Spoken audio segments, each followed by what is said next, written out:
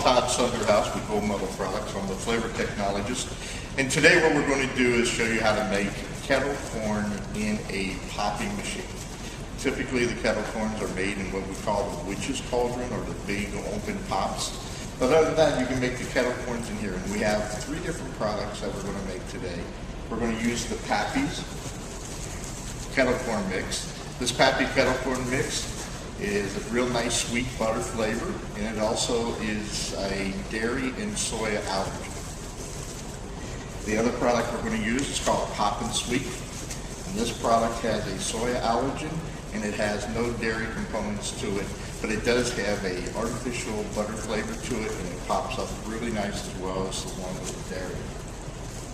Then we're going to play around and show you what other else things you can do, and we're going to use floss sugar to make flavored and colored kettle corn, and we also have our entire line of popping glaze that can also do it.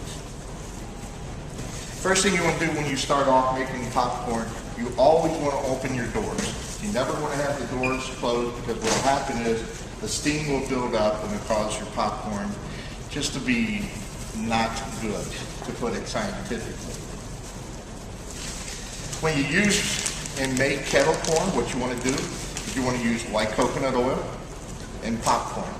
You add the salt to whatever flavor you like. Usually kettle corn has just a little pinch of salt to it, but the salt is totally optional and you do it to your flavor seasoning. But always use white coconut oil so you don't get the color.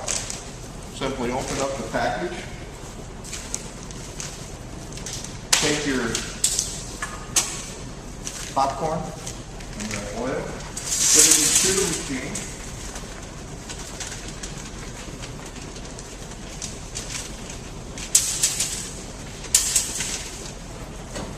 lower down your tray, turn on the heat kettle and the motor, and you can always turn on the light just to have something fancy to look at while you're waiting.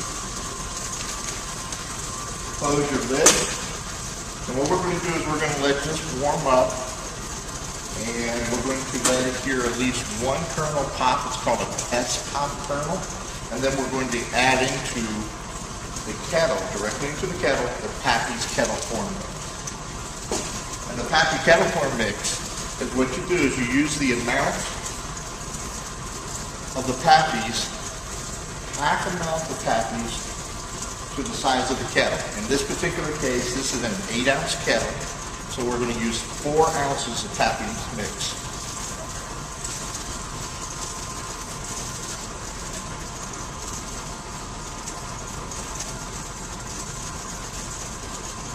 The Pappy's mix, by adding it, doesn't have to be exactly 4 ounces. You can use more, you can use less. If you use more, you have to pay more attention to your kettle. So we're going to let this sit here and heat up until we hear that first test pop. Normally what you'll do on your second, third, fourth batches of kettle corn, you give it about 60 seconds when you add the corn and the oil. Let that warm up, then after that 60 seconds, you'll add the remaining amount of the Pappy's corn. We have a couple popcorn kernels that are popping now, that are starting to pop. So I'm going to add in the 4 ounces of Pappy's kettle corn.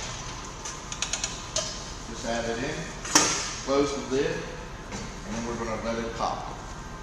Now we're going to let it pop through the cycle, but we're not going to let every single kernel pop like we would normally on a popcorn, regular, unflavored, butter flavored, but non-kettle corn, because we want to limit our exposure of the sugar to the heat.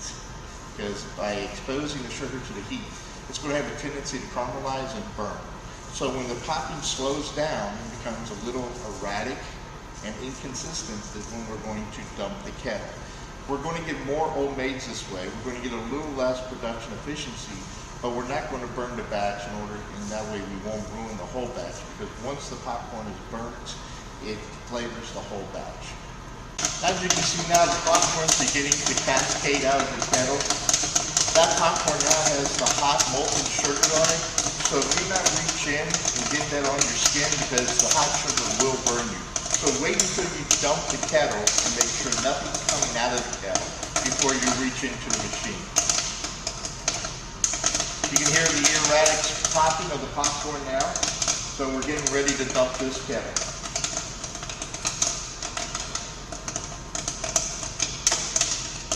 It's always better to dump a little early instead of late so you don't ruin your batch.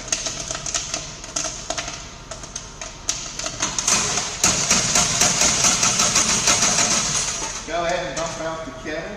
Turn off your heat.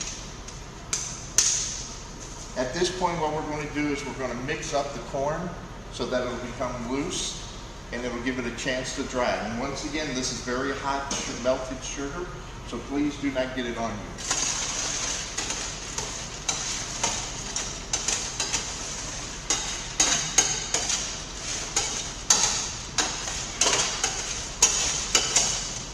Just move it around, move the popcorn across the holes in the bottom of the pan so it'll catch all the old maids. The old maids are what are the unpopped kernels. They're called old maids.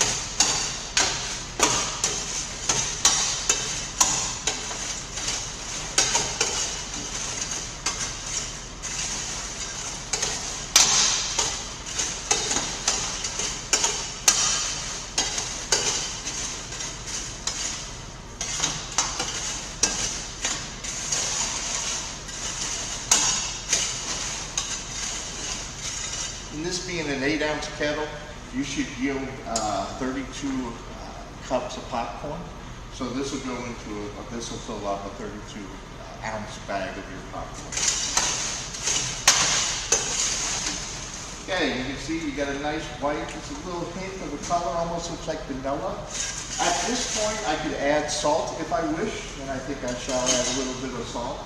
And what I would add is a 1/4 teaspoon of the popcorn salt, and just a little bit,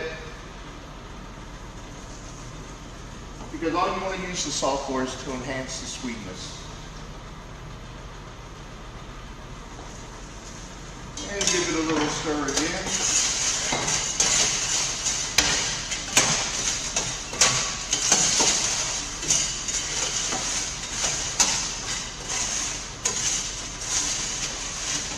And there we have some delicious Pappy's kettle corn.